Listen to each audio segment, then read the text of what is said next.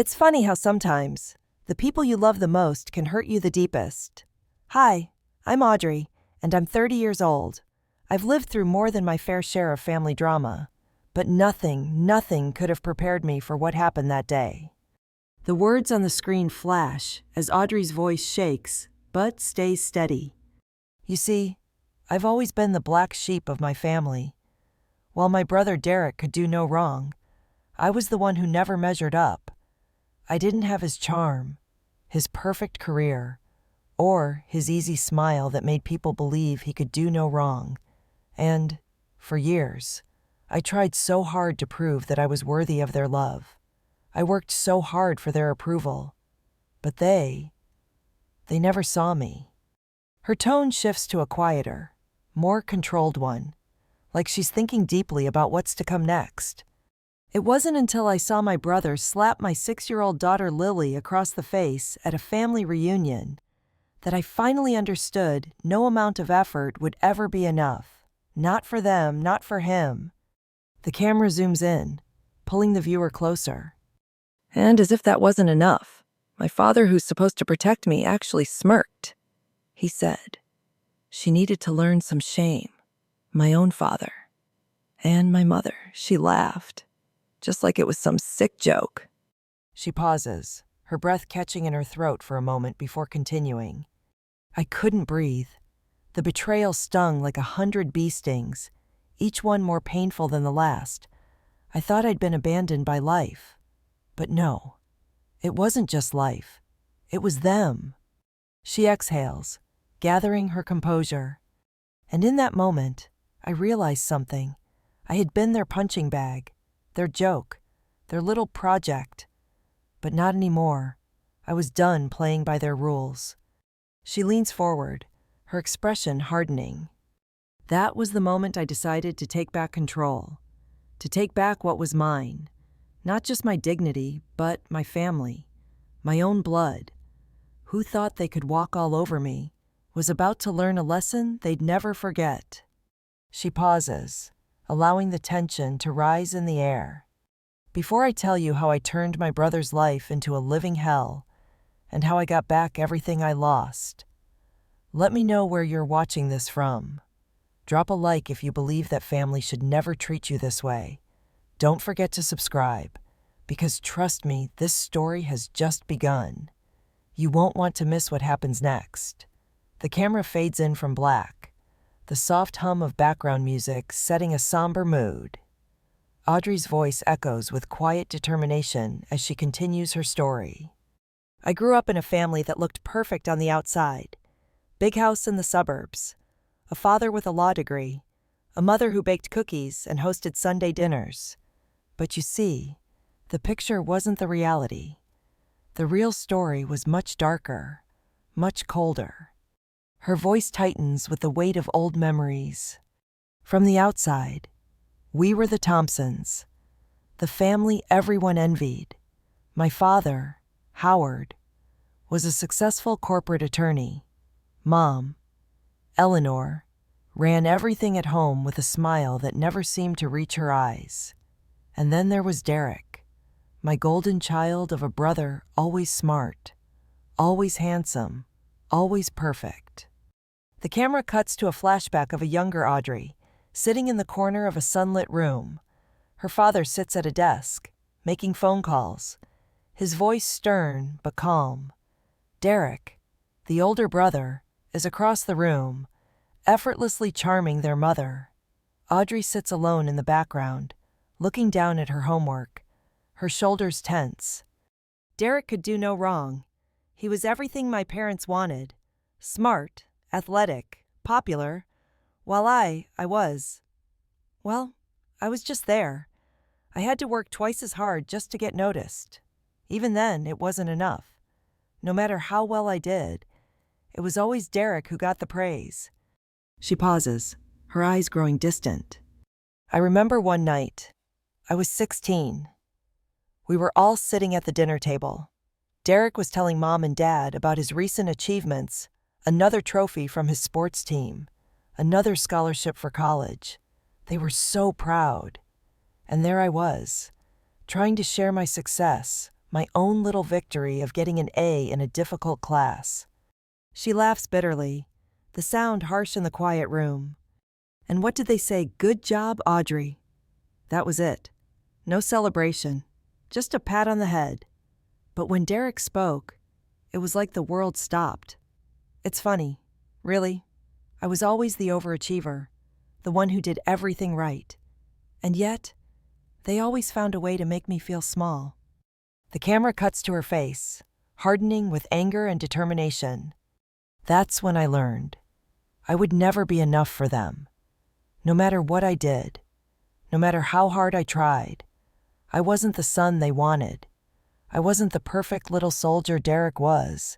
I was just Audrey. The scene shifts, showing a quiet evening at the family's dinner table. Audrey sits there, alone with her thoughts, while Derek and their parents chat away. The sounds of laughter fill the room as Audrey's eyes lower, lost in her own mind. And then there was Lily, my sweet daughter, my world. When I had her, I thought things might finally be different. For the first time, I felt like I was enough for someone, but I was wrong. Oh, how wrong I was. She swallows hard, and her voice falters for a moment. Lily was born when I was 24, and for a while, she made everything feel better. She was my reason to keep going, to keep fighting, to prove that I wasn't just the family disappointment. I wanted to show her what love looked like, real love, not the kind I had grown up with.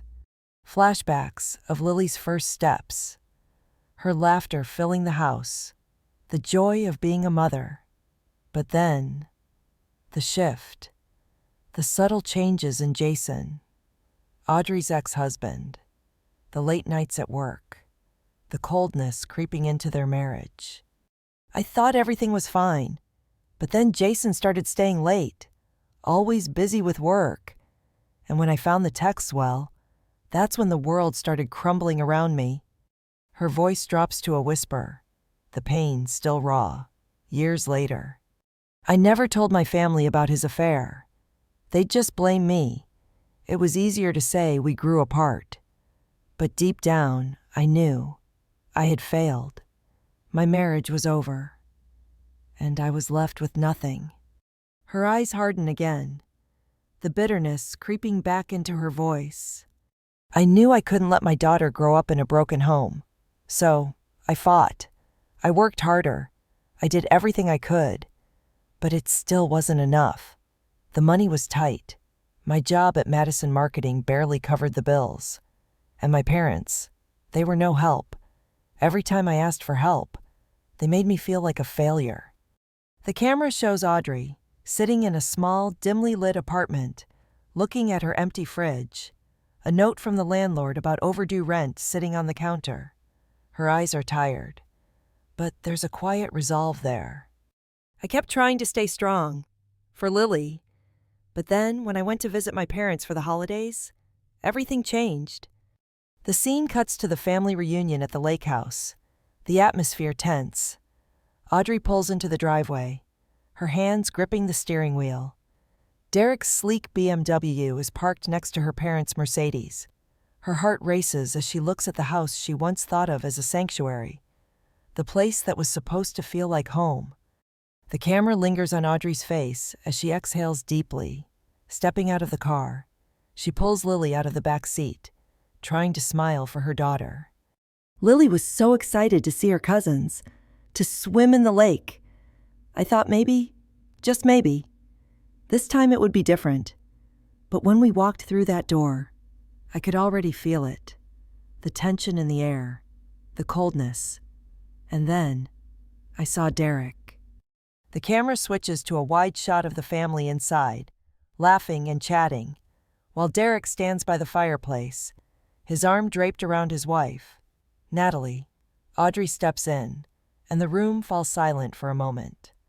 Cut to Audrey's internal thoughts. They think they're better than me. That's always been the case. The first thing Derek did was comment on how small I looked. He always made me feel less than, like my life wasn't as good as his. My parents did nothing to stop him. And that's when I knew. I wasn't welcome here. Not truly. The camera shifts back to Audrey's face as she's now sitting alone by the window, looking out at the lake. Her hands are trembling slightly, and you can see the years of pain building up inside her. I tried to stay calm, for Lily's sake. But something inside me snapped. This wasn't just a family reunion. This was my chance to take back control, to finally stop being the family joke. No more being their punching bag. No more living in the shadow of Derek. Not anymore. She takes a deep breath, as if steeling herself for what's to come. I decided right then, I wasn't going to just be Audrey anymore. I was going to be someone who took what she deserved, and they were going to pay for every time they made me feel less than.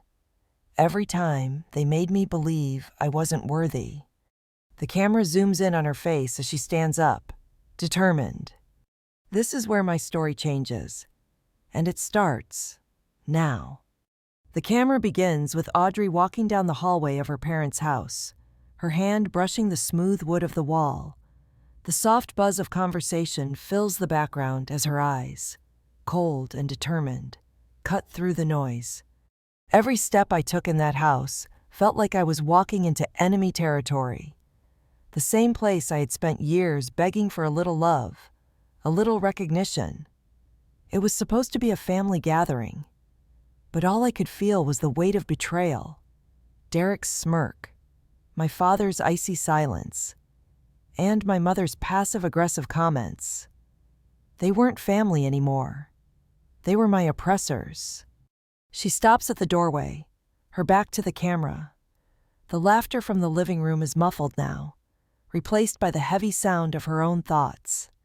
I had spent my whole life trying to be good enough for them, to prove I wasn't just the screw-up they painted me to be. But they never saw me. Not really. Not until they needed someone to take the fall, someone to make their lives look better by comparison. Her voice trembles slightly as she speaks, but there's no hesitation, no backing down. And when Derek slapped Lily, my daughter, my pride, it shattered everything. I realized I wasn't just invisible. I was expendable. The camera lingers on her face, the flicker of rage in her eyes, making it clear Audrey is no longer just playing by their rules. Now, I had nothing to lose. I wasn't about to let them walk all over me anymore. No. This time, I was going to fight back. Cut to the dinner table. The warm light from the chandelier above contrasts sharply with the cold atmosphere in the room. Audrey sits, feeling the distance between herself and the family at the other end of the table. Derek and Natalie sit close to their parents, laughing and sharing stories. Audrey watches them, her gaze sharp, her heart pounding. I was supposed to be part of this, but as I sat there, it hit me. I didn't belong here. They didn't care. And that was the final straw. I needed to make them care, not out of revenge, but because I deserved to be seen. I deserved to be heard. The camera follows Audrey's hand, clenched tightly around her glass, her knuckles white as she keeps her emotions in check. Lily's face kept flashing in my mind. She didn't deserve this. She deserved to grow up in a family that protected her, a family that loved her. So, I started planning. Every word they said, every gesture they made, it became a part of my strategy. Cut to a close-up of Audrey's face, a mix of determination and sadness. Her voice lowers to a whisper, more to herself than anyone else. Lily was my reason. She always had been. And now, I was going to do everything I could to protect her from them, to show her that no matter how big the family is, or how perfect they seem from the outside, it doesn't matter if they don't see you for who you really are. The camera switches to a wider shot. Audrey stands up abruptly, making her way out of the room and into the quiet hallway. The noise fades into the background as she pulls out her phone and dials a number. Her hand shakes slightly, but the sound of the phone ringing is oddly reassuring. Cut to a new scene. A coffee shop. Audrey meets Judith, her younger sister, who's dressed smartly in business attire. A stark contrast to Audrey's more casual outfit. Judith looks up as Audrey sits down across from her, a silent understanding passing between them. Judith, I need your help. This family is suffocating me. I need to get back what they've stolen from me. Not just my peace of mind, but my dignity and my daughter's future. Judith's eyes narrow as she leans in, concern mixing with the professional edge that Audrey admires in her sister. What are you thinking, Audrey? I don't want you to get caught up in something dangerous. Audrey leans forward, her voice dropping lower as she speaks with a calm certainty. I'm not asking for revenge. I'm asking for justice. They've taken everything from me, and I've had enough. I need to expose them, all of them. She pauses, eyes locked onto Judith's. The tension between the two is palpable as the weight of Audrey's words settles in the air. I know you have connections in the business world. Help me get the proof I need. Help me find a way to break them. This isn't just for me anymore. It's for Lily. Judith hesitates, but she nods, understanding the depth of Audrey's pain. There's no turning back now. All right, but we need to be careful. If this gets out of hand, it could ruin you. You can't just expose them blindly. We need evidence. Legal, foolproof evidence. Cut to Audrey's thoughtful expression as she stares out the window of the coffee shop, her thoughts racing. A plan is forming in her mind. I've got it covered, she says, more to herself than Judith. This time, I won't just sit back and take it. This time, I fight back. With everything I've got. The camera fades to black, the weight of the situation hanging in the air. Everything's in motion now. The pieces are falling into place.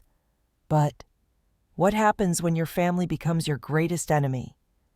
Will Audrey's plan work, or will she risk losing everything for a shot at justice? The screen cuts to black, leaving the audience on edge as the suspense builds. The camera opens on Audrey standing in front of a large mirror in her small apartment. Her reflection is calm, almost unrecognizable compared to the woman who once begged for approval. The quiet hum of the city outside contrasts sharply with the storm raging inside her. Sometimes, you don't know what you're capable of until you reach a breaking point. That's where I was. The moment I realized that I had nothing left to lose. She stares at herself in the mirror, her eyes narrowing with fierce determination. I wasn't just planning for my own survival anymore. I was planning for Lily's future. For once, I was going to take control of my own story, not just let life happen to me like I always had before. Her hands grip the edge of the bathroom counter, her knuckles white as she takes a steadying breath. Flashback to the night at her parents' house. The sting of Derek's slap to Lily's face, still fresh in her mind. The laughter. The indifference from her family. The way they acted like nothing was wrong. But Audrey had seen through it all. She wasn't going to just sit there anymore. Cut to Audrey pacing in her living room, phone pressed to her ear. Her voice is low but fierce. Judith, I need everything, all of it. I'm not backing down. Not this time. The camera shifts to Audrey's sister, Judith, in her office, tapping a pen against the desk. The sound echoes with the weight of the situation. You've been planning this for weeks. Are you sure this could ruin you? Audrey, Judith says, concern etched in her voice. Audrey's expression hardens as she stares at a family photo on the wall, one from a time when things were simpler, before everything fell apart.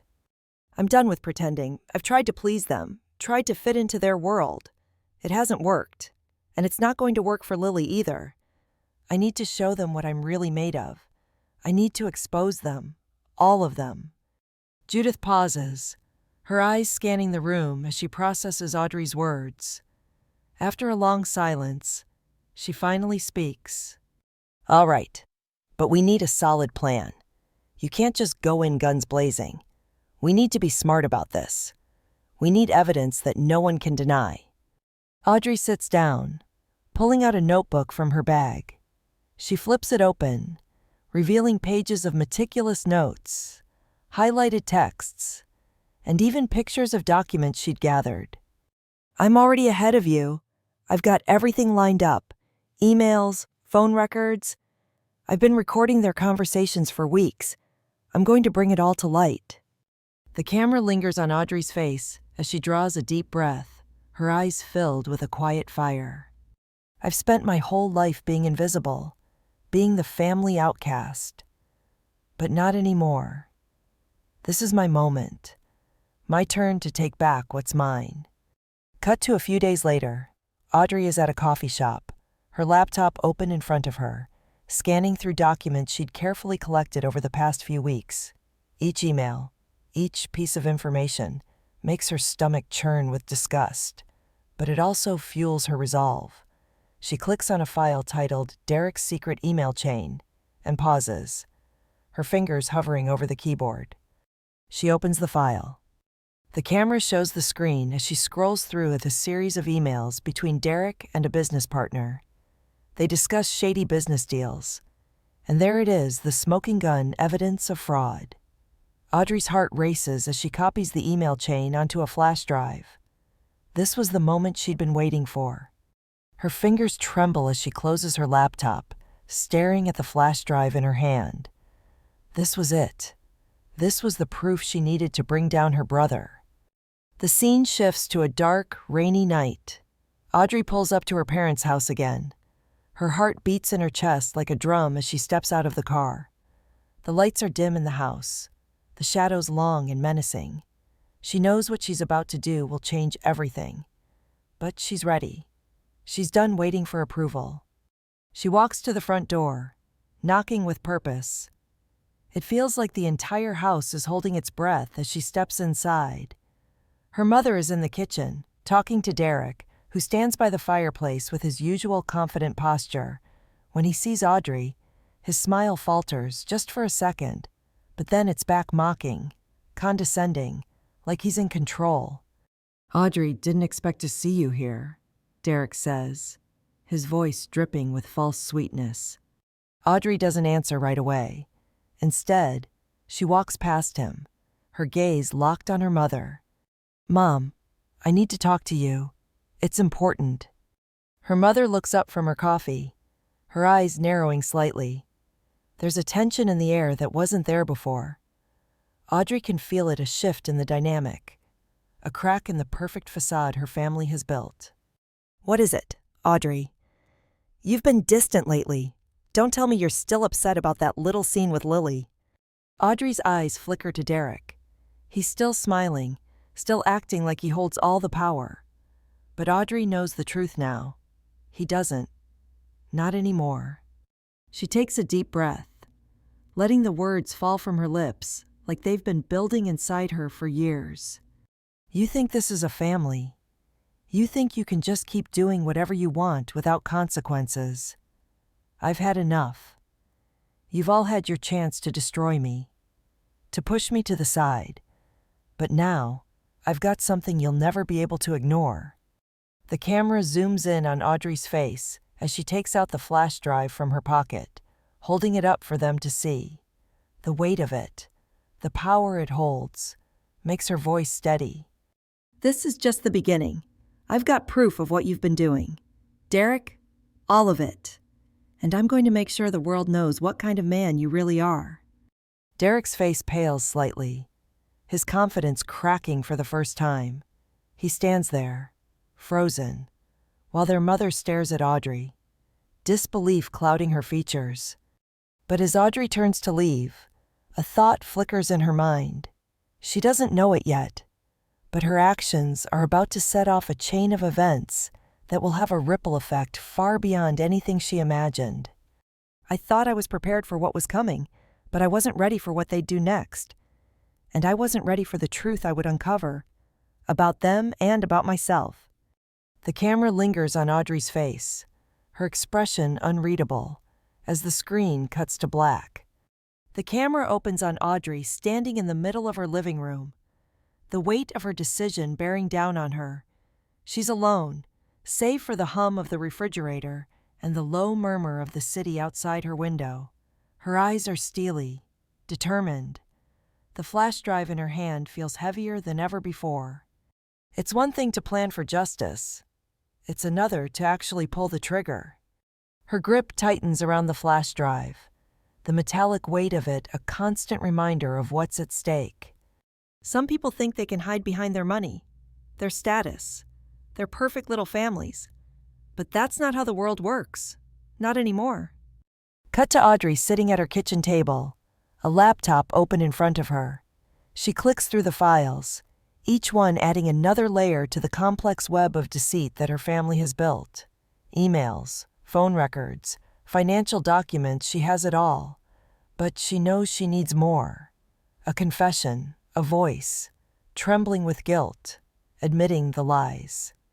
The camera zooms in on Audrey's face, her jaw clenched as she listens to the voices of her family in her head, replaying their words from years of neglect and abuse.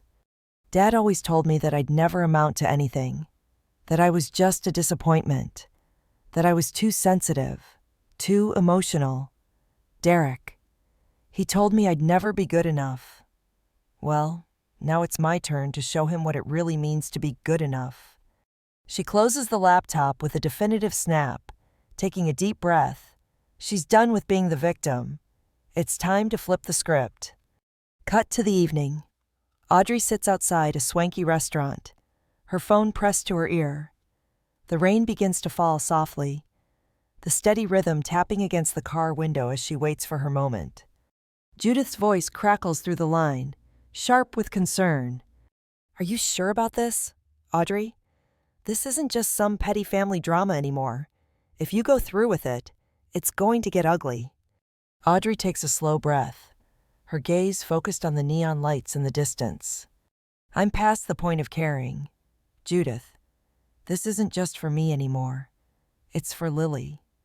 For the future I'm going to give her. For the dignity they stole from me. There's a pause on the other end of the line. Judith knows there's no stopping her now, but she can't help but feel the weight of what Audrey's about to do. All right, but you need to be careful. If Derek catches wind of this before you're ready. I know, Audrey interrupts, her voice steady. I've thought of everything. I've covered my tracks. I'm not going down without a fight. The camera cuts to Audrey, walking into the high-rise office building where Derek works. The building's sleek glass exterior reflects the harsh city lights. The image of success that has always eluded Audrey. She's here to take that success down. She's here to make sure her family understands the cost of betrayal. Inside, the atmosphere is sterile, cold. Audrey takes the elevator to the top floor, her pulse racing. As she steps out of the elevator, she spots Derek's office. The door is ajar, his figure silhouetted against the large windows overlooking the city. He's on the phone, talking in his usual smooth, confident tone. Audrey pauses for a moment, a deep breath filling her lungs as she steels herself. This is it. No turning back. She pushes the door open slowly, her heels clicking sharply against the polished floor. Derek's voice falters as he sees her standing there, a surprise flickering in his eyes. Audrey isn't the timid little sister he used to boss around. She's someone who's about to bring his entire world crashing down. What the hell are you doing here? Derek snaps, standing up from his desk, his face a mix of confusion and irritation. Audrey doesn't answer immediately. She walks toward his desk, slowly, with a quiet intensity that makes the air feel thick with tension. When she reaches him, she places the flash drive on his desk. It's almost an offering, but one that he knows will come with a price. You think I'm just going to walk away? You think you can push me around, use me, and not face the consequences? Derek stands still for a moment, trying to mask the panic creeping into his voice. He forces a smile, but it's strained, almost unnatural. Audrey, whatever you think you have, whatever you're planning, you won't get away with it. This is nothing. But Audrey's eyes are cold, unblinking. She leans in, her voice low, but full of authority. "You've already lost. Derek, this is the proof. You're done." She clicks a few buttons on her phone, and Derek's face turns white as the screen of her phone flashes, showing the emails and recordings she's gathered. The evidence is undeniable. The way he's been stealing, the shady deals, the lies, all of it laid bare. It's all right here, and there's nothing he can do to hide it. The camera cuts to Derek, his composure slipping as he takes a step back, his eyes wide in disbelief. His entire world is crumbling in front of him. Audrey watches him carefully, but there's no satisfaction in her gaze, no glee, just cold resolve. "You were always the golden child, weren't you, Derek?" But that's over now. Derek's breath comes out in short gasps as he tries to regain control, his mind racing with what to do next. "Do you have any idea what you're doing? This could ruin us all." Audrey interrupts, her voice sharp and final. "No, you ruined us. I'm just finishing what you started." Cut to black. The sound of a door slamming shut echoes in the distance. The next scene reveals Audrey walking out of the building, her head held high. She doesn't feel victory. She doesn't feel revenge. She feels something different, something she hasn't felt in years. Freedom. But as Audrey steps out into the cold night, something feels off. She doesn't realize it yet, but Derek isn't going to take this lying down. And as Audrey breathes in the fresh air, a strange phone call buzzes in her pocket. When she picks up, the voice on the other end will be the last person she expects. "Audrey, you've made a mistake." The screen fades to black as the tension builds, leaving viewers anxious for what comes next. The camera opens with Audrey standing in her small, dimly lit apartment. It's been a long night, one that stretches into a long, restless morning. The weight of her actions weighs heavily on her. But there's no turning back now. The screen fades in slowly, showing Audrey staring out the window at the chaotic streets of the city below. "I knew this was coming. I knew there'd be consequences. But nothing could have prepared me for how far Derek would go to keep his secrets hidden." Her voice drops to a whisper as she continues, a sense of resignation creeping into her tone. "It's funny, isn't it? You think you know the people in your life. You think they can't surprise you anymore. But that's when they hit you the hardest." Cut to the night before. Audrey sits at her kitchen table, scrolling through her phone. There's a voicemail notification blinking on the screen. She hesitates, heart pounding as she presses play. The voice on the other end sends a chill down her spine. "Audrey, I know what you've done. I have to warn you, this is bigger than you think. You're in over your head. You've made a mistake." Her fingers tremble slightly as she ends the call.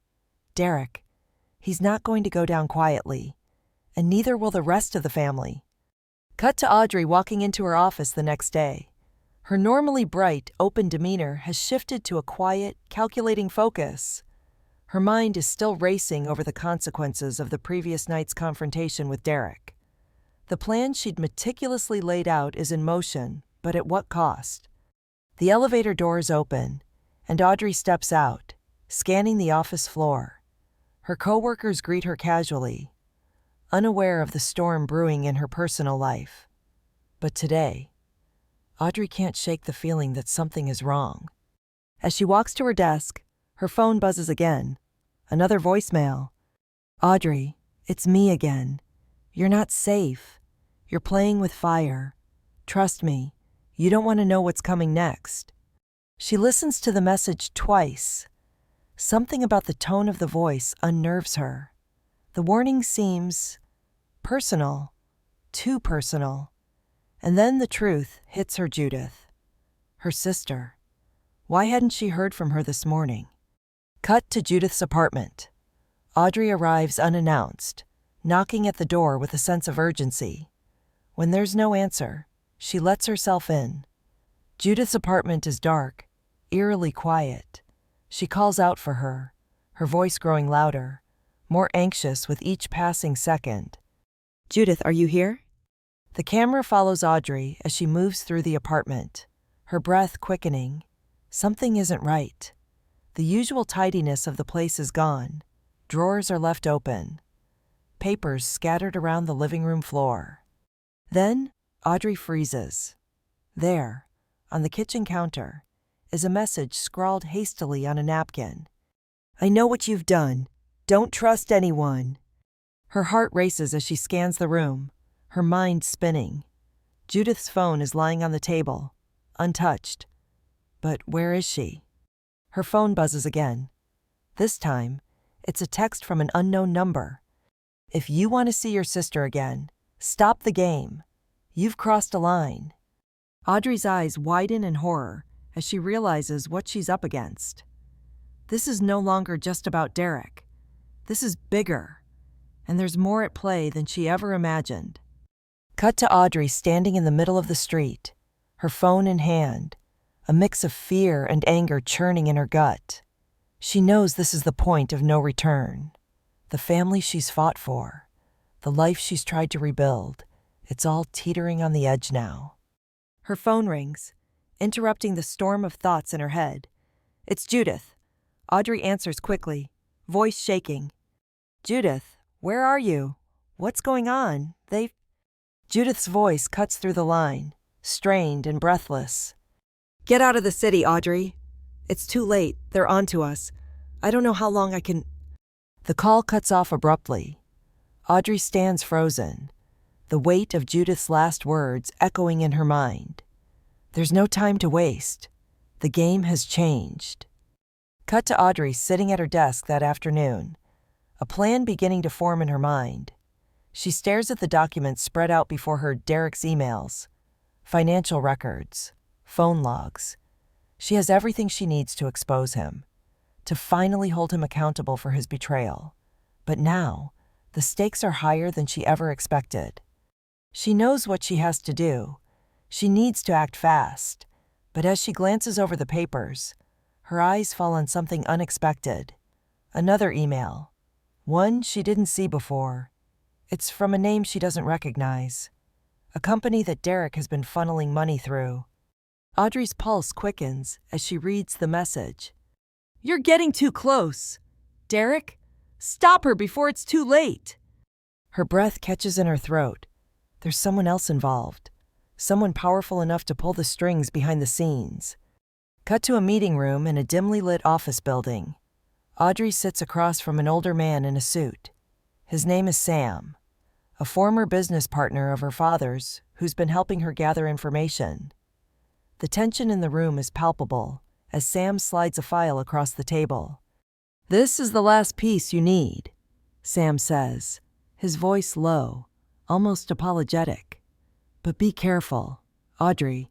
This goes higher than you think. You're not just taking down your brother anymore. This is about more than family now. Audrey takes the file, her hands shaking slightly, but her resolve hardens. She's come too far to back down now. I'm not afraid anymore, she says, her voice steady. I'll do whatever it takes to protect my daughter, even if it means tearing this family apart. But as Audrey walks out of the meeting, her phone buzzes again. This time, it's a notification from an anonymous account. We know where you are. Don't make the mistake of crossing us. The camera lingers on Audrey's face as she glances up, fear flickering in her eyes for just a moment before her expression hardens. The game has changed again. But this time, she's not backing down. The camera opens on Audrey, standing on the balcony of her apartment, the city sprawling out before her like a sea of lights. It's a clear night, but the weight of the past few weeks is heavy on her shoulders. She stares out into the distance, her face a mix of exhaustion and hard-won resolve. I thought I had it all figured out. I thought exposing Derek, taking him down, would give me the peace I'd been searching for my whole life. But that's the thing about fighting back. You think it'll fix everything. You think it'll make things right. But it doesn't. Her voice is soft, almost reflective as she takes a deep breath.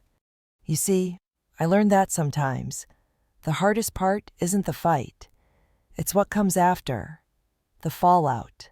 The consequences. Cut to a few days earlier. Audrey sits across from Sam in the dimly lit meeting room, the weight of her final move hanging in the air.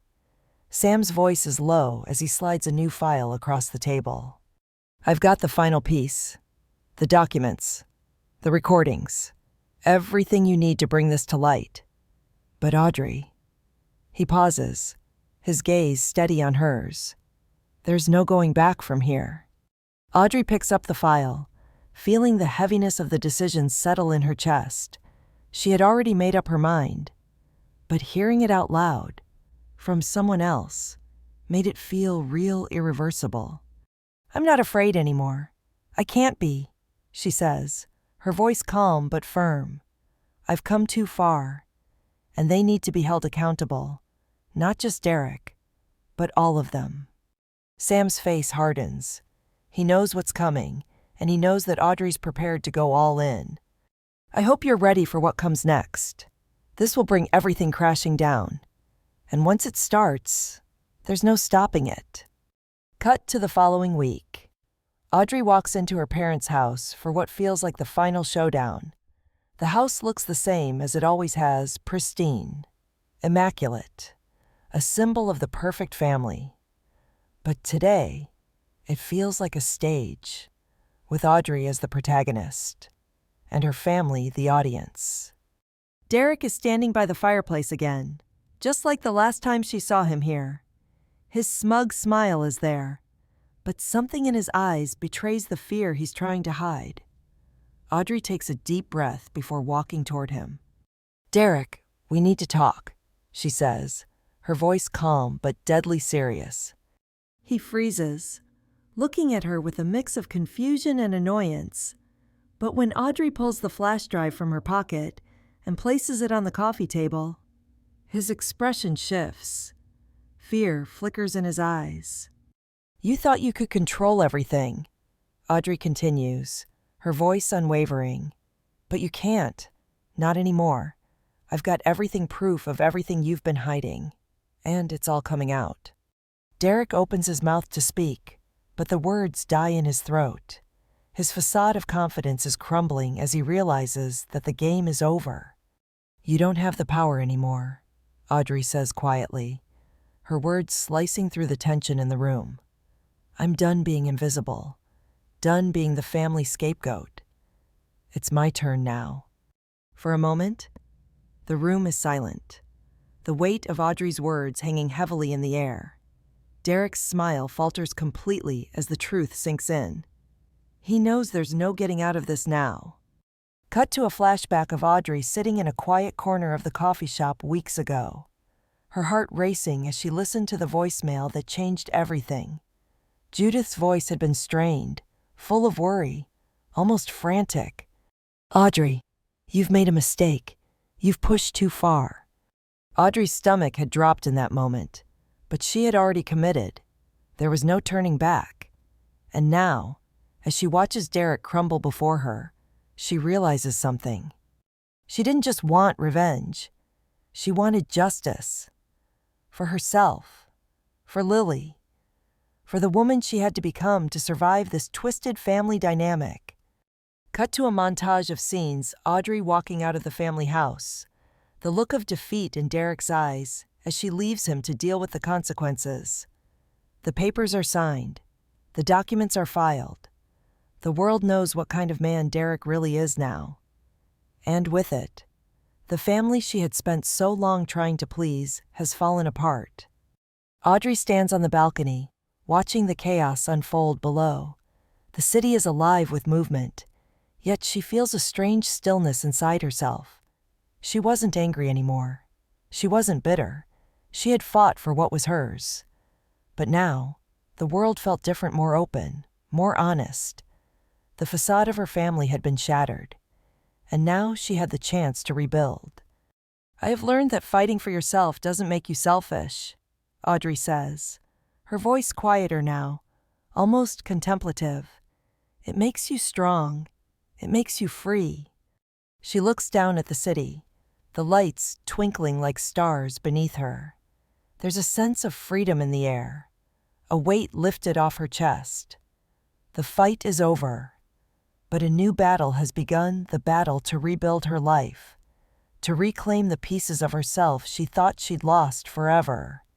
The camera zooms in on Audrey's face, the finality of the moment settling over her. She takes a deep breath, as if preparing for whatever comes next. Her eyes are clear, her mind sharp. She's ready. Just as she turns to walk back inside, her phone rings. It's an unknown number. Audrey hesitates, her heart skipping a beat. With a glance over her shoulder at the city below, she picks up the call. "Hello," she answers, her voice steady but curious. The voice on the other end sends a chill down her spine. It's not Derek. It's not anyone she recognizes. "You think it's over, don't you? You've only scratched the surface." The screen fades to black, leaving Audrey's face illuminated by the eerie glow of her phone. Her expression unreadable. Story 2. The rain is coming down so hard, it feels like the sky itself is trying to wash the world away. I stand outside my mother's grave, knees sinking into the cold, muddy earth, clutching the weathered cross that marks where she's been resting for over a year. I can't take it anymore, I think to myself, the words barely a whisper, yet loud enough to echo through the storm. "My name is Marbell Thompson, and I'm 17 years old. I'm not the person they wanted me to be, never was, and I'm not sorry for that. Not anymore." The wind bites into my skin, but it's not the storm that makes me shiver. It's the weight of the silence that's been hanging over me for as long as I can remember. Why does it always have to be me? The thought comes uninvited, but it's been there, just below the surface, for years now. Why does it always have to be me, picking up the pieces of a family that's never been whole? The grave is so simple, a wooden cross, chipped and worn with time, holding a small framed photo of her, my mother, smiling softly. I hate it. It's the last thing I have left of her. But it feels like it's mocking me. That's it. This is all I get. A piece of wood and a photo. I wipe my face, though the rain does its best to replace my tears. "I promised you, Mom," I whisper, barely able to get the words out. "I promised I'd live, but I don't know how to keep going anymore." It's not just the loss of her that weighs on me. It's what I've had to live with since she's been gone. It's the fact that my own flesh and blood, my own family would rather see me break than see me succeed. I won't survive another day of this. Behind me, the faint glow from Aunt Verity's house flickers through the downpour. I hear her voice, still ringing in my ears, slamming into me like a punch to the gut. "You think you're better than me. Marble well, get out of my house, get out. Don't you dare come back until you've learned some respect." Respect, is that what she's calling it? I was only 16 when Mom died, and since then, Aunt Verity has made it her mission to break me down every single day. I'm not allowed to be anything more than a maid in her house, a house I was forced into when my mom was gone, cleaning, cooking, doing all the chores. Nothing ever seemed good enough for her. Nothing. But tonight was the worst. She invited men over to her house, men who looked at me the same way people look at things they can buy. When I refused to sit with them, Aunt Verity called me ungrateful, and then, before I could even blink, her hand was across my cheek. The sting still burns, but the worst part, it wasn't even the slap. It was the way she smiled right after, like she was proud of herself, like I deserved it. I ran all the way here, to this small cemetery on the edge of Willow Creek, where the air smells like damp earth and lost dreams. I wanted to stay here, in the rain, and let it wash me away, just disappear. But then, a voice in my head, a voice I hadn't heard in so long, whispers, "Get up, Liv. You promised her you would." The voice is soft, But it's there, clear as day. I promised her. I wipe my face again, ignoring the rain that only makes things worse. Okay, Mom, I'll try, I murmur, as if she can hear me, but I don't know how much more I can take. I sit there, my legs numb from the cold, staring at her picture, wondering what she'd say if she were here. Would she tell me to keep going, to fight back? I don't know. But I do know one thing: I can't go back. I can't live in that house anymore. Not under her roof. Not while she makes me feel like I'm nothing. As I sit there, the weight of everything presses down on me, like I'm sinking into the earth itself. My mother's words echo in my mind, the only thing I can still hold on to. You're going to do it, honey. You're going to make a difference. It feels so far away now. How am I supposed to make a difference when I can't even make a life for myself? The rain keeps falling, but somewhere inside me, there's a small spark of something. I don't know how, but I know I can't stay here forever. I have to find my way out of this. Then, as if the storm itself is telling me to move, I stand up. The cold bites harder, but I don't care. I have to go back. I don't know what I'm going back to yet, but I do know this: I'm not going back as the same person. I'm not going to be Aunt Verity's maid anymore. I'm not going to be the person they all want me to be. I'm going to be somebody. And if they won't let me do it on my own terms, I'll make them see who I really am. As I turn to leave the graveyard, my phone buzzes in my pocket. I pull it out, my heart skipping a beat when I see the message. You've been accepted. Nursing school. Welcome to the future. For the first time in what feels like forever, I feel a flicker of hope. But I know better than to get my hopes up. Nothing's ever that simple. What will Aunt Verity do when she finds out? I don't know, but I'm about to find out. The rain hasn't stopped, and neither has the cold that clings to my skin. I can still feel the weight of my mother's grave beneath me, the memory of her last words echoing in my mind. But now, I have a plan. After the message that changed everything, nursing school, welcome to the future, I knew one thing: I couldn't let this moment slip away. This is my chance. It's more than just an opportunity. It's the lifeline I've been waiting for my whole life. But nothing about this is going to be easy. I'm not naive enough to think Aunt Verity will let me go without a fight.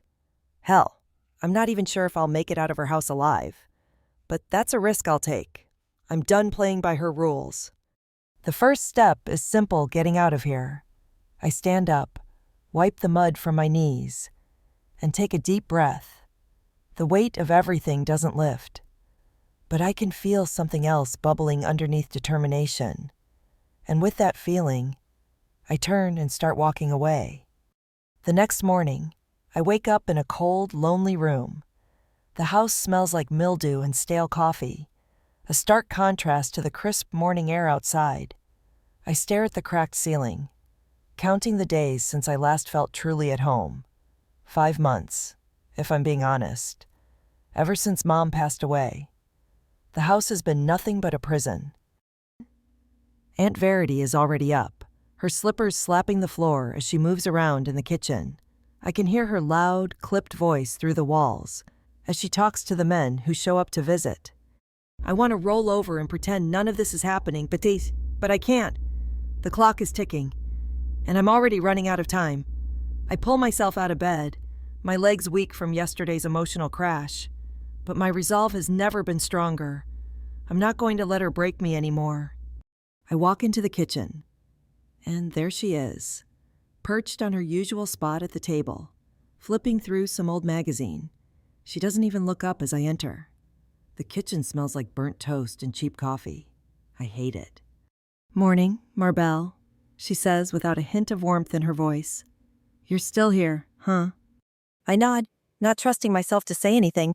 I can feel the tension building, coiling in my stomach, but I push it down. Stay calm. Just get through the next few hours. "You gonna clean up today? Or are you just gonna sit there and pout?" she asks, finally looking at me, her eyes narrow, like she's daring me to challenge her. I don't respond. I know better than to say anything. When Aunt Verity speaks, it's usually a command, not a conversation. Her eyes go back to the magazine, dismissing me completely. But I can't shake the feeling that this is a game she's been playing for years, where I'm the one always losing. Not anymore. I turn to leave the kitchen, my heart pounding, but I hear her voice again, this time louder. Don't forget, we have some company coming over tonight. Don't embarrass me again, Marbell. It's her usual threat, but today, I don't feel the familiar knot of anxiety. I'm not afraid of her anymore. Later that day, I head to the library to dig into the nursing school application process. The light outside is dimming as I sit at one of the old tables, the weight of my future pressing down on me. I can't stop thinking about how much I've given up to be here, in this dingy library, trying to make something of myself. I pull out the paperwork for the nursing program, the acceptance letter still in my pocket, like it's some fragile thing I'm afraid to lose. What am I really doing, I think, staring down at the forms? Can I really make it? The thought is interrupted by a soft tap on my shoulder. Hey, are you okay? I turn to see a familiar face. Someone I never expected to see here, Anna. One of the few people who ever showed me any kindness at school. I can't help but feel a little embarrassed, as though I've been caught doing something wrong. But her gentle smile makes me breathe a little easier. I'm fine. Just trying to figure out what's next, I say, my voice a little too shaky. Anna sits down across from me, eyeing me carefully, but not in the judgmental way Aunt Verity does. She just seems concerned. Is everything okay at home? She asks, her voice soft, but the question heavy with meaning. I hesitate, the words catching in my throat. How can I explain this to someone who's never lived through it? How do I tell Anna that I'm walking on eggshells every day, trying to survive in a house that's suffocating me? It's complicated, I finally say, the lie tasting bitter on my tongue. But I don't want her to know the truth. Not yet. Not until I'm ready to face it all myself. Anna's eyes flicker with concern, but she doesn't push me. She just nods and changes the subject. But I can feel her watchful gaze lingering on me, as though she knows there's more I'm not saying. The sun is setting as I head back to Aunt Verity's house. My legs are aching from the walk. My mind is a mess of doubt and fear, but I'm closer than I've ever been to changing my life. When I get home, Aunt Verity is in the living room with two men I don't recognize. One is older, with graying hair and a lazy smirk on his face. The other is younger, with a sharp jaw and eyes that seem too sharp for someone like him. I immediately feel their eyes on me, like I'm some kind of entertainment for them. I ignore them, walking straight past without acknowledging their stares. Well, well, look who's back, Aunt Verity's voice calls after me. You're lucky I even let you in. Her words sting, but I don't react. I'm done reacting. I head to my room and lock the door behind me. Finally, alone. I pull out the acceptance letter again, reading it over and over, trying to make sure it's real. This is happening. I'm going to make it happen. But as I sit there, staring at the letter in my hands, I hear a knock at the door.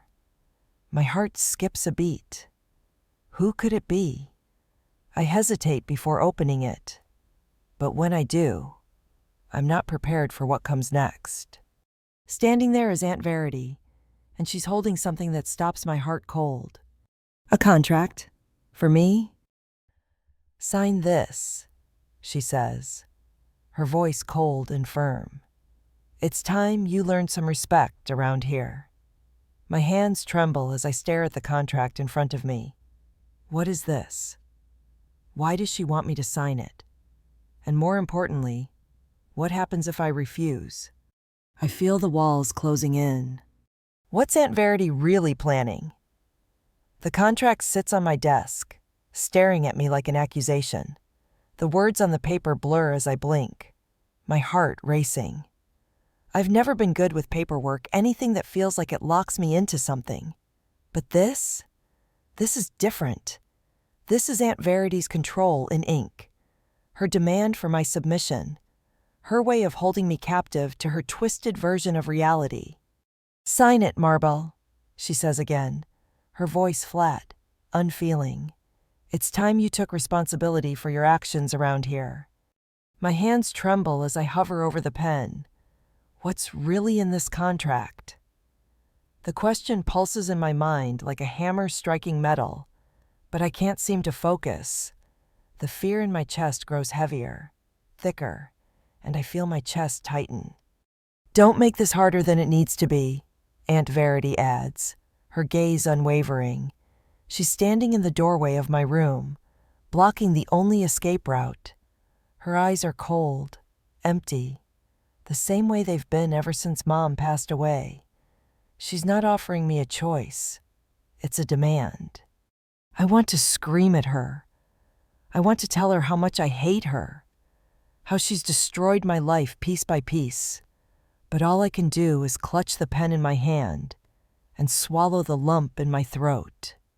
"Just sign it," she presses, crossing her arms, watching me like a predator waiting for its prey to falter. I look at the contract again, and for a moment, everything feels like it's closing in on me, the walls, the air, my breath. It's suffocating. I'm trapped in this house. I'm trapped in this life.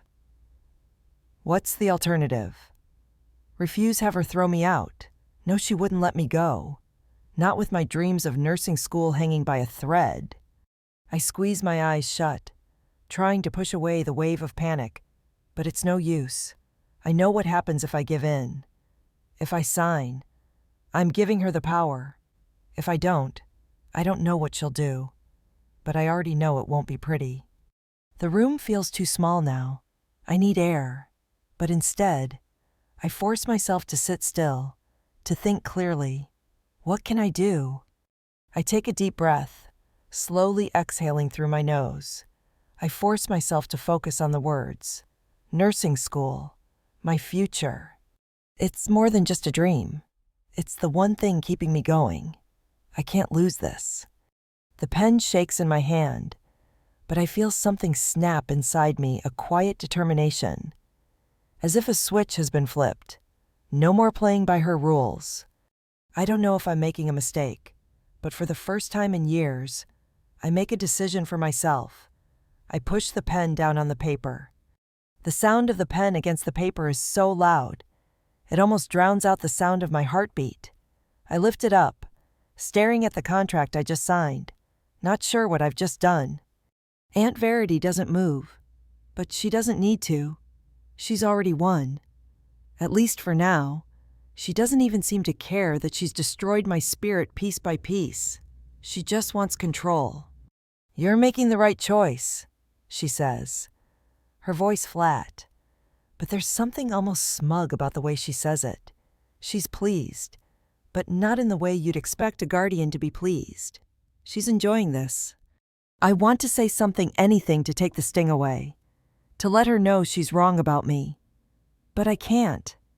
There's nothing I can say that will make her understand. I turn away, my eyes burning with tears I refuse to let fall.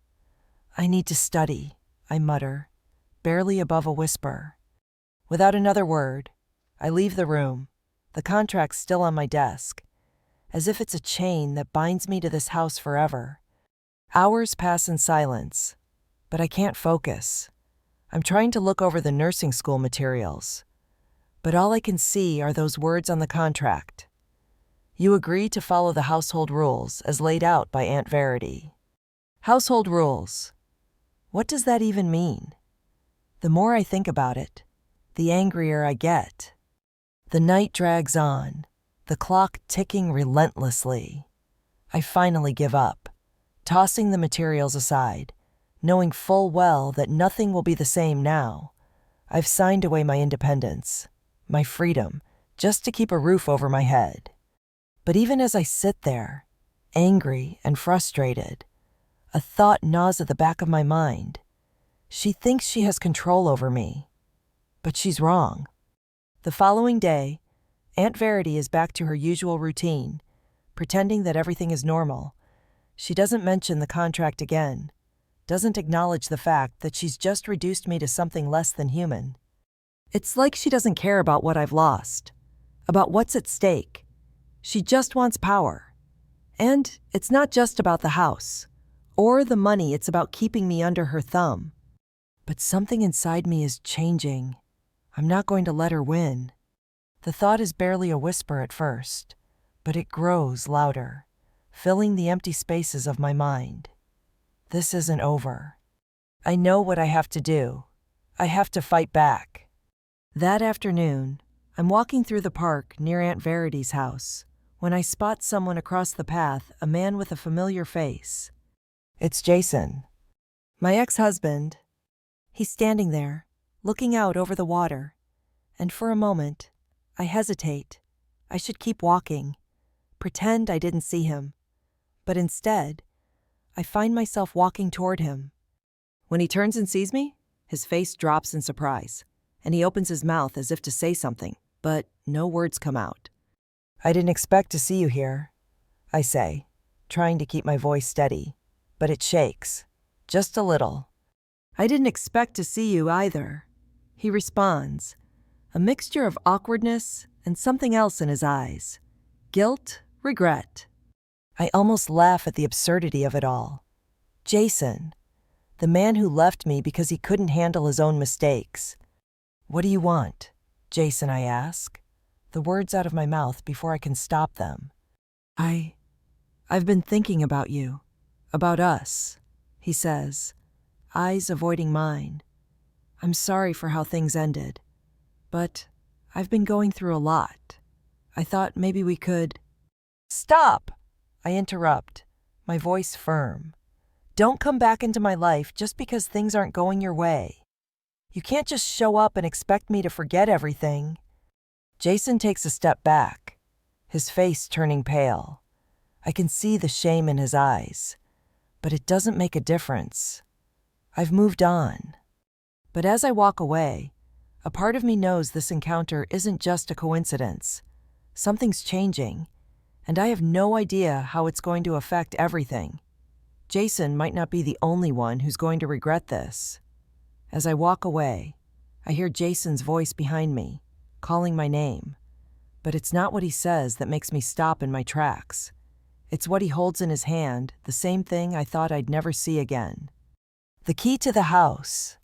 The key Jason is holding in his hand glints in the afternoon sunlight, its edges sharp, like a knife, pressing into the moment with the weight of 1,000 unspoken words. I freeze. For a second, I think I'm imagining it. But no, it's real. The key to the house. The house I grew up in. The house where my mother and I lived before everything changed. Before Aunt Verity took over. Before my world fell apart. Jason holds the key out, his eyes pleading, his hands shaking just slightly. I thought you might want this back, he says softly, almost as if the words are too heavy for him to speak. I don't know what to say. The past few months have been a blur, anger, regret, pain. But seeing this key now, I realize just how much power it still holds over me. The key isn't just a way into the house. It's a symbol of everything I lost. I take a step back, heart racing, mind whirling. Why is he here? What does he want from me now? Is he playing me again? I stare at the key, then back at Jason, who's still waiting, as if expecting me to take it, to accept it. But I can't. I just can't. Why are you doing this, Jason? The words slip out before I can stop them, sharp and full of the raw emotion I've been carrying for too long. Why now? Why after everything you left me? You left me when I needed you most. His face twists, and I see the flicker of guilt in his eyes, just a flicker, not enough to break through the wall he's built around himself. He shifts, hands sliding into his pockets, looking at the ground. I made a mistake, Marbell. Don't. I cut him off. Don't try to make it right now. You don't get to come back into my life like this. I feel my hands balling into fists, the anger boiling over. How dare he think he can just waltz in and undo the past? Jason's quiet for a moment, then takes a breath and looks up at me, a strange kind of determination in his gaze. You're not the only one who's been struggling. You know, I don't know why those words hit me so hard, but they do. For a brief second, I feel something in me crack, a small, unintentional sympathy for him. But I shake it off. Then you should have thought about that before you left, I reply, my voice tight with fury. I'm not your safety net anymore. Jason, I'm not here to fix you. He opens his mouth, but no words come out. Instead, he just looks at me, his face full of regret. It's too little, too late. Without another word, I turn and walk away. But I can't shake the feeling that I've just walked away from something that could have been important. Could have been. As I walk back toward Aunt Verity's house, the key weighs on my mind. What does it really mean? Why does Jason still have it? Is he trying to manipulate me again? Or is it his way of telling me I still have a place there? Do I even want to go back? I don't have answers. I just have this feeling gnawing at me, a sense of urgency, like the world is shifting around me. And I'm running to catch up. I get home and find Aunt Verity's car parked in the driveway. The house looks like a prison from the outside, dark, closed off. No warmth, no life, just a shell. I walk inside, bracing myself for whatever's waiting. Aunt Verity doesn't look up from her book when I enter, but her eyes follow me, scanning me from head to toe like I'm a problem she needs to solve. You're back, she says, a note of surprise in her voice. But there's no kindness there, no warmth, just the same cold indifference that's been hanging over me since Mom died. I went for a walk, I mutter, trying to sound casual, but she sees right through me. Her eyes narrow.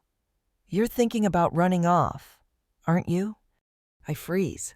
How does she know? I'm not, I lie, but my voice cracks. Don't think I haven't noticed, she says, setting her book down and leaning forward. I know you've been planning something. You think you can leave me. You think you can just take what's mine. Her words hit harder than I expected. I haven't taken anything, I say, my voice shaking with a mix of fear and anger. I'm just trying to survive. She laughs, but it's cold, mocking. Survive. You think that's what you're doing? You think you're surviving? Marble, you're just running from your responsibilities. You think I don't know what's going on? I see everything. I step back, my heart pounding in my chest. She's on to me. The tension in the room is suffocating, the walls closing in. I feel like I can't breathe, like she's trapped me here, in this house, in this life. How do I escape this? Before I can say anything, Aunt Verity stands up, her eyes sharp. I want you to know something, Marbell. No matter what you think, you're never getting away. This is your life now. You will never be more than what I make of you. I swallow hard, the weight of her words crushing me, but something inside me snaps. No, I won't let her control me anymore. I slam the door to my room, barely hearing it rattle in the frame. The storm outside rages, but inside, everything feels still, like the calm before a storm. I look at the nursing school paperwork again, feeling a fire ignite within me. I will not let her win. I stand up, pacing the room, feeling the walls close in again. I can't stay here. I can't. But how do I leave? How do I fight back against someone who's already taken everything from me? I run my fingers through my hair, my mind whirling. There has to be a way. I won't let her break me. Then the idea hits me clear as day. I can't do this alone. I need help. I think about Anna, the only person who's ever truly seen me, the one person who knows what I'm going through. I can't do this without her. I grab my phone, fingers trembling, and dial Anna's number. The phone rings once, twice, and then she picks up. "Marble, is everything okay?" Her voice is steady, but I hear the concern underneath. "I need you," I say, barely above a whisper. "I need your help." There's a long pause on the other end of the line, and then, finally, she speaks. "What's going on? Marbell, talk to me." The words catch in my throat, but I know I can't wait any longer. "I need a place to stay. I'm leaving Aunt Verity's house." My fingers tremble as I hang up the phone, the words still echoing in my head. I'm leaving Aunt Verity's house. I can't believe I said it out loud. But the moment I did, I knew there was no turning back. This is it. The silence in my room feels thick, almost suffocating. I stare at the walls, the same 4 walls that have closed in on me for the last year. I can't stay here anymore. I've been hiding for too long, cowering in this prison of her making, pretending everything is fine when inside, it's all falling apart. I gather what little I have, throwing clothes and papers into a duffel bag, trying not to think too much about what's happening. I don't want to cry, don't want to let myself feel the weight of it all, but I can feel the emotions clawing their way up my throat. What am I really doing? Am I making a mistake? I zip the bag and pause, looking around the room one last time. The old bed, the worn-out rug, the books I never had time to read. It's all so empty. But this emptiness is nothing compared to what I've been carrying inside me for so long. The front door creaks when I open it. I step into the hall, and everything feels different, quieter, colder. Aunt Verity's voice carries from the living room, but I don't want to listen. I can't hear it anymore. I don't know if I'll ever be able to. My heart races as I take a step toward the front door. I have to go. I can't stay here. But just as I reach for the door handle, I hear her voice. "Aunt Verity, where do you think you're going?" I freeze. My hand hovers over the handle, my breath caught in my throat. She knows. She's been watching me, hasn't she?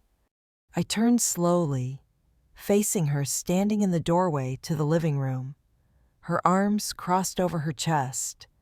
The look on her face is something I can't describe: disappointment, or maybe something worse.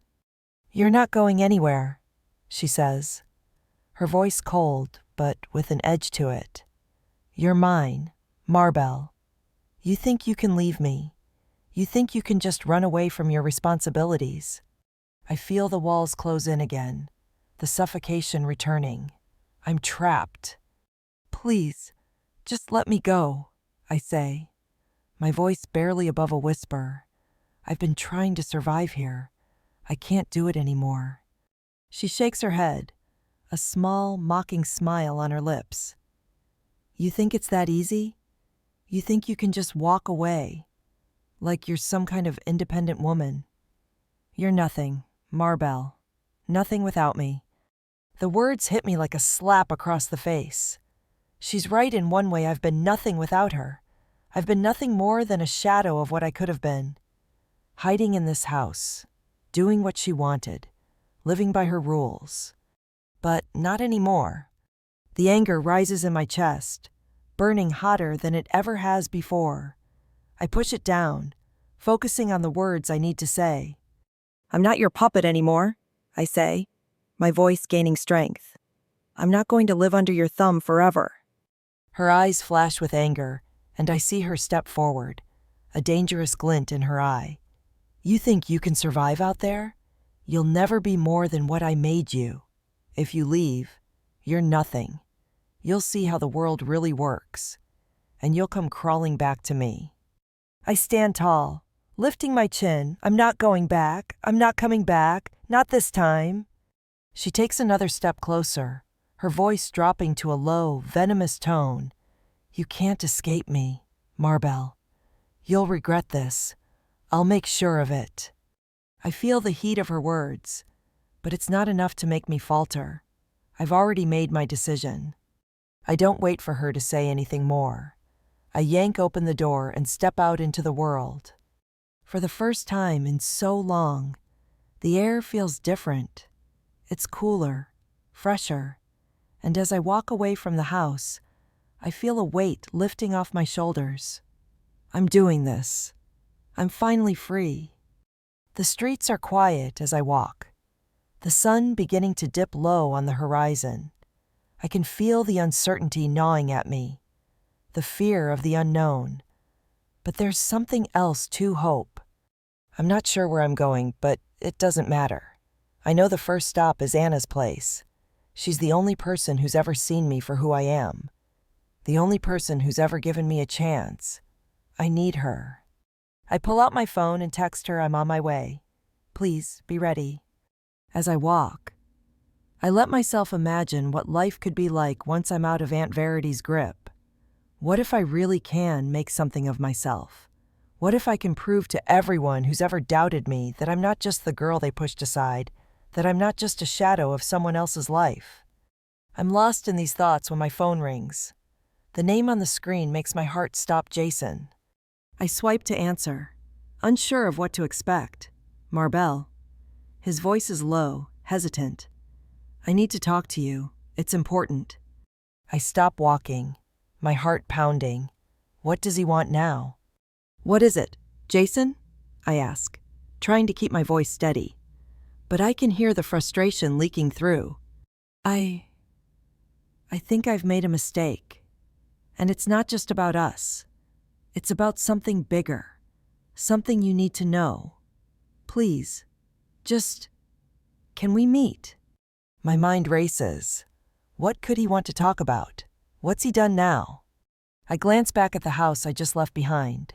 Aunt Verity's presence is still looming over me. But now, there's something else, a pull towards something unknown. "I'll meet you," I say, surprising myself. "But if this is another game, Jason, I swear." "No games, Marbell. I swear. Just meet me." I hang up before he can say more. My heart races again. The tension building up inside me. Why now? What is he hiding? I reach Anna's apartment, but as I walk up to the door, I see something strange. The door is slightly ajar. The feeling of dread creeps up my spine, and before I can react, I hear a sound from inside. It's muffled, but unmistakable, a crash. I knock, but there's no answer. Something's wrong. Something's terribly wrong. My heart pounds in my chest as I stand frozen, staring at Anna's apartment door. The silence that stretches out before me feels suffocating. Something's wrong. I can feel it deep in my bones. That crash. That noise I heard just moments ago. What was that? The door is slightly ajar, just enough for me to see a sliver of the room beyond. I take a cautious step forward, every muscle in my body telling me to turn around, to leave. But I can't. I need to know what's happening inside. I've already come this far. I knock first, a soft tap on the door, not wanting to disturb whatever chaos might be brewing on the other side. But there's no answer. My hand shakes as I slowly push the door open, the squeak of the hinges making my heart race faster. The apartment is eerily quiet. The living room is empty, save for a broken lamp lying on the floor. The furniture is in disarray, like someone had hurriedly shoved it aside. I step inside, my feet unsure, and the first thing I notice is the smell. It's the smell of something burnt, mixed with the sharp scent of chemicals. I call out, "Anna?" My voice is barely more than a whisper, like I'm afraid of breaking the silence. No response. I step further in, my eyes scanning the room for any sign of movement. I take another step, then another, and I spot something on the floor near the kitchen entrance. A trail of broken glass. leading to a cupboard. My breath catches. Anna's purse is lying open on the floor. The contents spilled out like someone had hastily rifled through it. I rush over, kneeling down to check for anything important, her wallet, her phone, something, but all I find is her keys and a crumpled receipt. The knot in my stomach tightens. I have a bad feeling about all of this. Where is she? My hand is hovering over the phone in my pocket, ready to call the police. But I hesitate. What if she's in trouble? What if something's happened to her? As I turn back toward the hallway, my foot catches on something, another piece of broken glass. I stumble, catching myself on the doorframe, and that's when I see it. A bloodstain on the rug. My stomach flips, and I swallow hard, trying to ignore the rising panic in my chest. Anna. I whisper her name, hoping for an answer, but the silence presses in harder, suffocating me. I look down the hallway, my eyes scanning every inch of the dimly lit space. The door to Anna's bedroom is wide open. I take a hesitant step toward it, my heart thudding louder in my ears. I feel like I'm walking in a dream, or maybe a nightmare. I'm not sure which. The bedroom is dark, the only light coming from the faint glow of the lamp on her nightstand. I move toward it, and that's when I see her. Anna. She's sitting on the floor by the bed, her back against the wall. Her knees are pulled up to her chest, her arms wrapped tightly around them. She's shaking. Anna, I rush over to her, dropping to my knees beside her. Her face is pale, her eyes wide and unfocused. There's a deep cut on her arm, still bleeding. What happened, I ask, my voice frantic as I pull her into my arms, holding her tightly. What the hell happened? She doesn't respond at first. She just looks at me with fear in her eyes, like she's struggling to recognize me. Then, slowly, she whispers, "They were here." Who, Anna? Who was here? My heart is racing now, and I feel a cold sweat on my forehead. "The men," she says, her voice trembling. They came back. I tried to get away, but..." Her eyes dart around the room like she's still seeing them. My mind races as I try to process what she's saying. The men, the ones I saw at Aunt Verity's house. I grip her shoulders, trying to focus her gaze on me. "Anna, listen to me. You're safe now. You need to tell me everything." She nods slowly, her hands shaking in mine. She opens her mouth to speak, but before she can, there's a loud bang from the hallway. I freeze, my heart stopping. Footsteps. Someone's here. I jump to my feet, pulling Anna with me. "Stay down!" I hiss, my voice low and urgent. I look around for a place to hide, but there's nowhere to go. The back door. I grab Anna's arm, trying to pull her toward the kitchen, but the footsteps are getting closer. Another bang, and this time, I hear a voice. It's deep, familiar. Jason. "Marbell," he calls, his voice low and dangerous. "I know you're in there. Open the door, or things are going to get ugly." My stomach drops. What the hell is he doing here? What does he want, and why is he with them? I pull Anna closer, trying to keep my voice steady. We need to leave. Now. But just as we start to move toward the kitchen, the door slams open with a force that shakes the apartment. I spin around, and there he is, Jason, standing in the doorway with a smug look on his face. But it's not just him. The men from Aunt Verity's house are right behind him. I freeze, feeling a cold wave of fear wash over me. This is it. "I told you it would be easier if you just came with me," Jason says, his voice colder than I've ever heard it. His eyes flash with something I can't quite place. Anger, disappointment. "I'm not going anywhere with you," I snap, my voice shaking but defiant.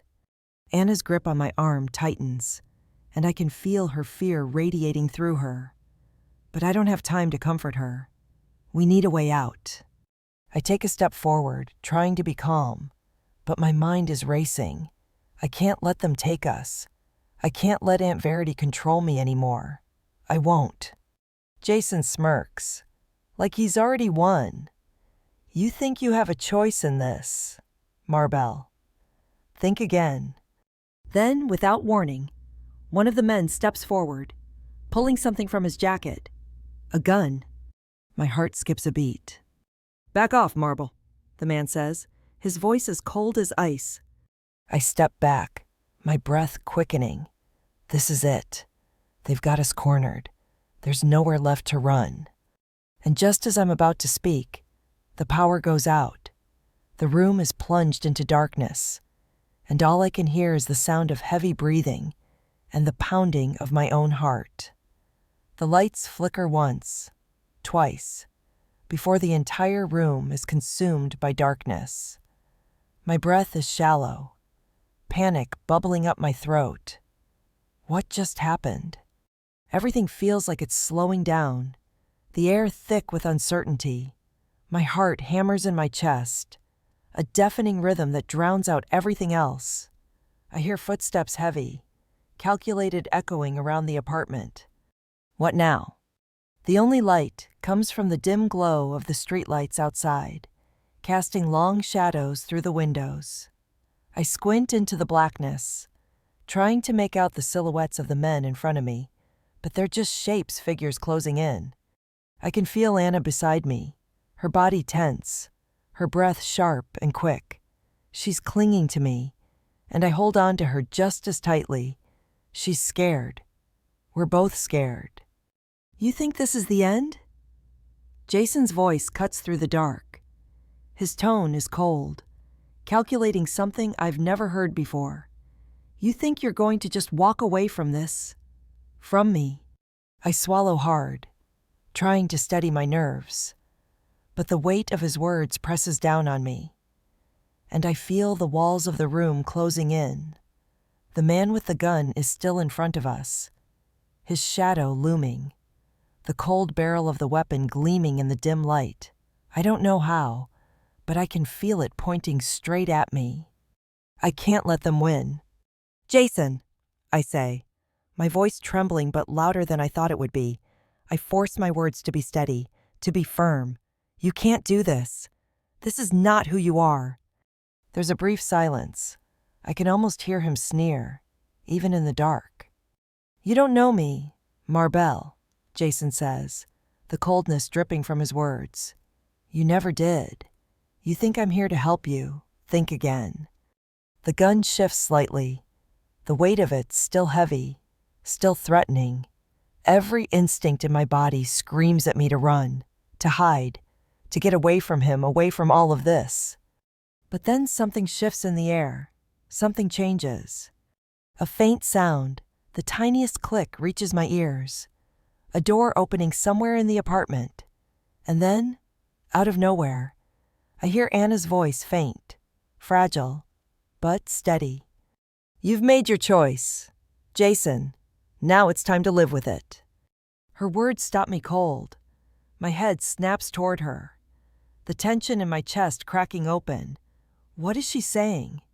Jason doesn't respond, but I can feel the air thickening with the weight of his silence. It feels like he's no longer in control, like something is slipping through his fingers. The seconds stretch out, painfully slow. The gun in the darkness doesn't move. I don't know what Anna's doing, but her words, her calmness, her strength, they're giving me something I didn't know I had. Courage. And then, with a deep, shuddering breath, I take a step forward. Jason, you have no power over me anymore. I'm not afraid of you, I say, my voice a little stronger now. I'm not afraid. For a moment, nothing happens. It's like we're frozen in time, the tension hanging between us. I don't know if I'll make it out of this. I don't know if any of us will. But I do know one thing: I'm done running. The silence is broken by a sharp sound, another click, followed by a voice, a different voice. Enough, Jason. I turn sharply, the figure standing at the door. It's Kyle. I blink in disbelief. My mind races, Trying to make sense of what's happening, Kyle. The same Kyle who's been working with me late nights at the firm. The one who I never thought would be anything more than a quiet, focused coworker.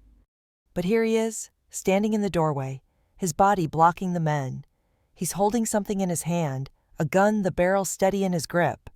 His eyes are sharp, determined. It's the same look I saw in Anna moments ago. Kyle, what's he doing here? Why does he have a gun? How is he involved in all this? Jason and the men freeze, the tension shifting. There's a moment where no one moves, no one speaks. I can barely breathe. You can't just show up here. Kyle? Jason sneers, his voice filled with disbelief. You think you can just walk in and fix this? This is bigger than you. Kyle doesn't move an inch. No, it's bigger than you. Jason, he says quietly, you don't get to walk into people's lives and destroy them. You don't get to take what doesn't belong to you. I'm stunned. Kyle's standing there, like a wall between us and Jason, holding his ground, not flinching. He knows exactly what he's doing, exactly what needs to happen. Put the gun down, Jason. You're done, Kyle says, his voice steady, unshaken. The room is electric, charged with the weight of his words. For a long moment, there's nothing but silence, and then Jason makes a move. He reaches for something in his pocket, his hand quick, but Kyle is faster. He steps forward, the gun aimed directly at Jason's chest, and with one swift motion, Jason stops. The men behind him freeze, their hands hesitating in the air. Kyle lowers his gun just slightly, his gaze never leaving Jason's face. Don't make me say it again. This ends now. Jason's jaw tightens. I can see the internal battle raging behind his eyes. He's trying to decide whether to fight or run. I hold my breath, watching, waiting. Then, finally, Jason slumps, his shoulders sagging in defeat. He slowly raises his hands, the gun in his pocket forgotten. You don't understand, he mutters, his voice hollow. You think you've won. But this isn't over. Kyle doesn't flinch. It is. For you. With that, Jason takes one last look at us, his face twisted in rage and fear, before he turns and walks out of the apartment, his men following close behind. The door slams shut behind him, leaving only the sound of our breathing in the quiet aftermath. I stand there, heart pounding, not sure what just happened. Kyle, Anna, I don't understand any of this, but somehow, we're free. But as Kyle lowers his gun, he turns to me with a look I can't quite place. You're safe now, he says, his eyes dark. But there's something you need to know. There's more to this than you think.